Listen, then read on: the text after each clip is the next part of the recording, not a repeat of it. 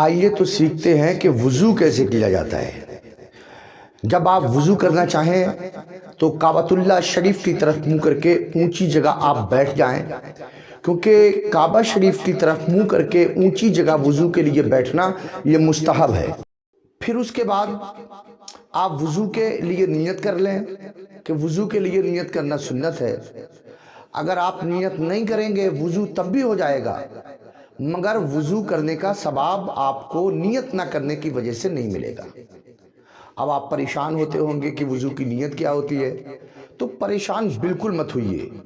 نیت دل کے ارادے کو کہتے ہیں۔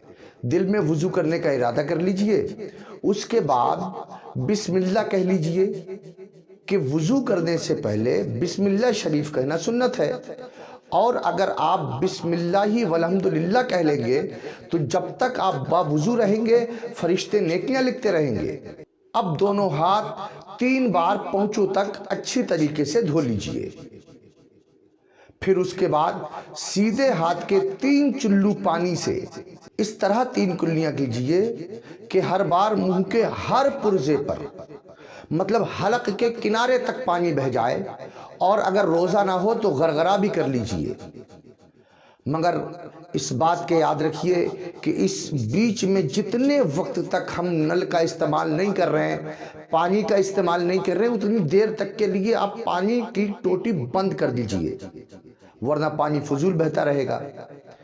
پھر اس کے بعد آپ سیدھے ہی ہاتھ کے 3 چلو سے 3 بار ناک میں نرم گوشت تک پانی چڑھائیے، اور اگر روزہ نہ ہو تو ناک کی جڑ تک پانی پہنچائیے۔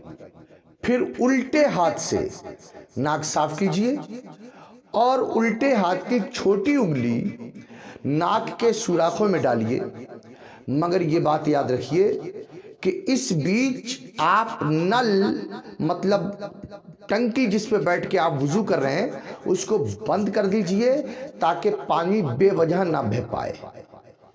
اب اس کے بعد آپ کو 3 بار سارا چہرہ اس طرح دھونا ہے کہ جہاں سے عادتاً سر کے بال اگنا شروع ہوتے ہیں وہاں سے لے کر ٹھوڑی کے نیچے تک، اور ایک کان کی لو سے دوسرے کان کی لو تک ہر جگہ پانی بہہ جائے۔ اگر داڑھی ہے اور آپ احرام باندھے ہوئے نہیں ہیں تو نل بند کرنے کے بعد اس طرح خلال کیجئے کہ انگلیوں کو گلے کی طرف سے داخل کر کے سامنے کی طرف نکالیے، اس طرح۔ پھر پہلے سیدھا ہاتھ انگلیوں کے سرے سے دھونا شروع کر کے کوہنیوں سمیت 3 بار دھوئیے، اس طرح۔ پھر الٹا ہاتھ دھو لیجئے۔ دونوں ہاتھ آدھے بازو تک دھونا مستحب ہے۔ اکثر لوگ چلو میں پانی لے کر پہنچے سے 3 بار چھوڑ دیتے ہیں کہ کوہنی تک بہتا چلا جاتا ہے۔ اس طرح کرنے سے کوہنی اور کلائی کی کربٹوں پر پانی نہ پہنچنے کا اندیشہ ہے۔ اس بات کا دھیان رکھنے کی سخت ضرورت ہے۔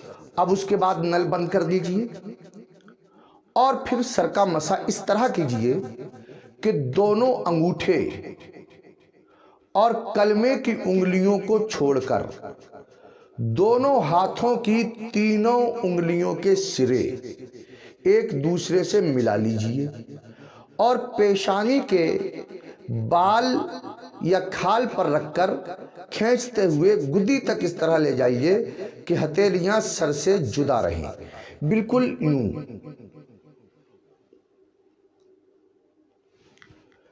اس طریقے سے ایسے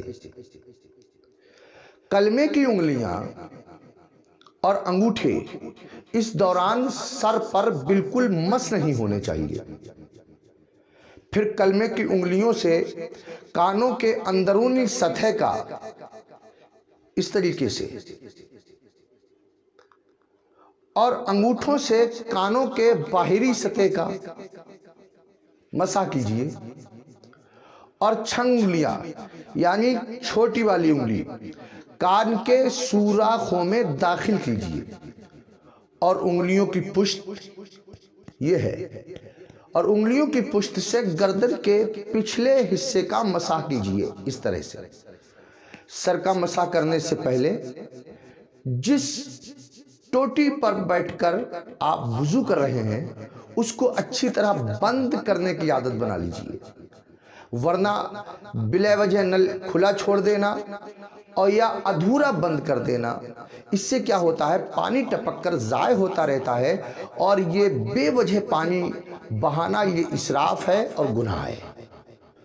پھر اس کے بعد پہلے سیدھا پھر الٹا پاؤں، اور ہر بار انگلیوں سے شروع کر کے ٹخنوں کے اوپر تک بلکہ آدھی پنڈی تک 3 بار دونوں پیروں کو دھو لیجئے۔ لیجئے صاحب وضو